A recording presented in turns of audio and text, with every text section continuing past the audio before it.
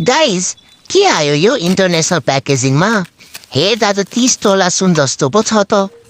ए मेरो प्यारी आन्टीले ल्याइदिएको गिफ्ट पो रहेछ। के रहेछ त यो gift? Soft soft fluffy fluffy छ त। सन्दीप दादा र मेरो काका लागि परेछन् असेम्बल गर्न। सन्दीप दादाले यो पेपर पढ्या जस्तो गरे हेर न। कालो अक्षर भैँसी बराबर होला। म्याउ म्याउ हाहा। छिटो गर शत्रु फ्यामिली। स्पिड हेर न कचुवाको जस्तो छ। भात खाएन कि के हो आज? कलर चाहिँ मलाई मन पर्यो, ग्रिन एन्ड अरेन्ज। दुईजना क्याक्टस पनि रहेछन्। How sweet.